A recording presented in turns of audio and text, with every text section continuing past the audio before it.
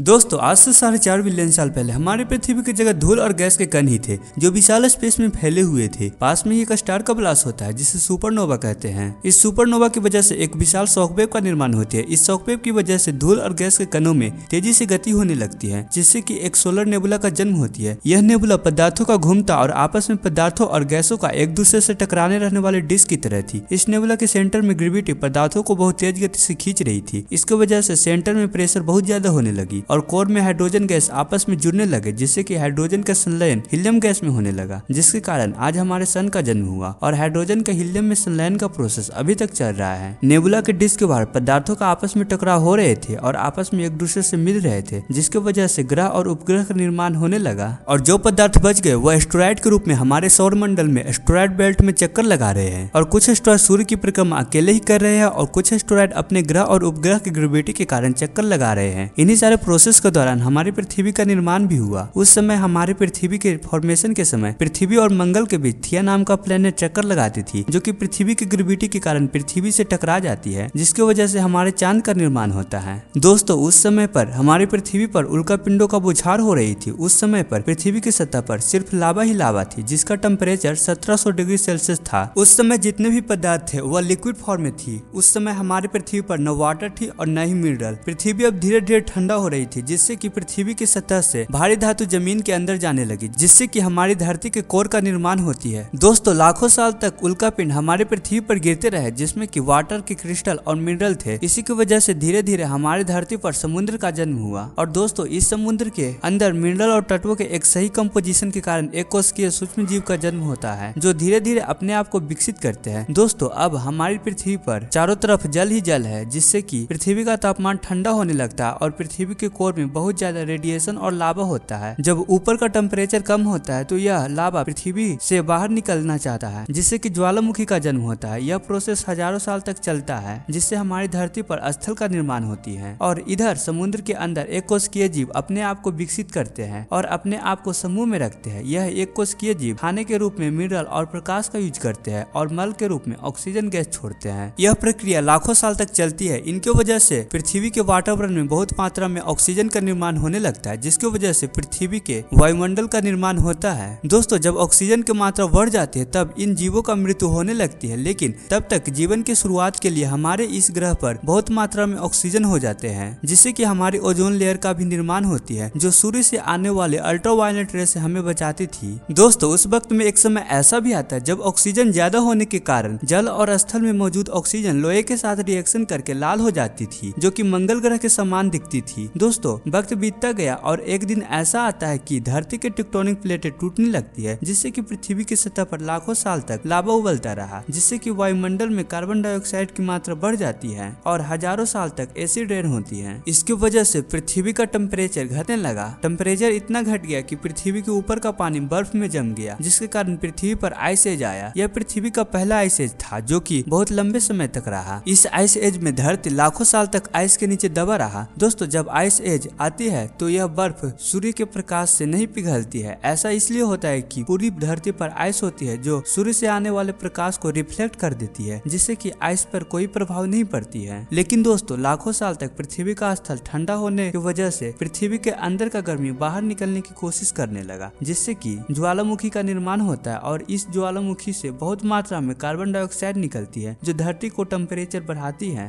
जिससे कि बर्फ धीरे धीरे पिघलना लगती है। और इधर दोस्तों समुद्र के अंदर एक कोशिकीय जीव ऑक्सीजन का यूज करके अपने आप को बहुकोशिकीय जीव में बदलने लगते हैं। इसी बीच समुद्र में एक छोटा पौधा भी विकसित होता है। दोस्तों अब पृथ्वी का बर्फ पूरी तरह से पिघल जाती है जिससे कि अब आइस एज चली जाती है, लेकिन दोस्तों पृथ्वी पर बहुत मात्रा में CO2 हो जाती है जिसकी वजह से दोबारा एसिड रेन होने लगती है और पृथ्वी दूसरी बार बर्फ से ढक जाती है। ऐसा बार बार हजारों साल तक होते रहता है। इसी बीच समुद्री जीव अपने आप को बहुत विकसित कर लेते हैं और समुद्री पौधे भी धीरे धीरे अपने आप को विकसित करने लगते हैं। तब धरती का टेम्परेचर बहुत बढ़ता है। तब समुद्री पेड़ पौधे समुद्र में फैलने लगते हैं जिससे कि बहुत मात्रा में ऑक्सीजन निकलने लगती है और एसिड रेन स्टॉप हो जाती है। वातावरण में ऑक्सीजन की मात्रा बढ़ने से ओजोन लेयर मोटी हो जाती है इससे कि पृथ्वी की सतह पर जीवों के लिए एक अच्छा माहौल का विकसित होता है। इसी बीच आज से लगभग 47 करोड़ साल पहले पृथ्वी पर पहली बार मोसोस नामक पौधे उगना स्टार्ट करते हैं। वक्त गुजरने के साथ साथ धरती पर अलग अलग तरह के पेड़ पौधे उगना स्टार्ट करते हैं और अब पूरी धरती पर हरियाली ही हरियाली होने लगी। उस समय पर पेड़ पौधे की ऊंचाई आज के पेड़ पौधे के मुकाबले 2 गुनी और 3 गुनी थी। इसी बीच समुद्री जीव धीरे धीरे धरती पर पहली बार कदम रखे। अब धीरे धीरे करके पृथ्वी के टेक्टोनिक प्लेट आपस में जुड़कर एक महाद्वीप बनाती है जिसे कि पेंजिया महाद्वीप कहते हैं। अब इस वक्त पृथ्वी का वातावरण स्थिर हो गया था। अब लंबे समय तक पृथ्वी के वातावरण में कोई बदलाव नहीं होता है। उस समय लगभग 21 से 23 घंटे के दिन हुआ करती थी। इधर समुद्री जीव पृथ्वी की सतह पर आने के कारण अपने आप को विकसित करने लगते हैं और वातावरण के हिसाब से अपने आप को ढालने लगते हैं, जिसे कि डायनासोरस के नाम से जाना जाता है। ये डायनासोरस वक्त के साथ साथ पूरे पेंजिया महाद्वीप में फैल जाते हैं। जो जीव पेड़ पौधे खाते थे वे विशाल होने लगे और जो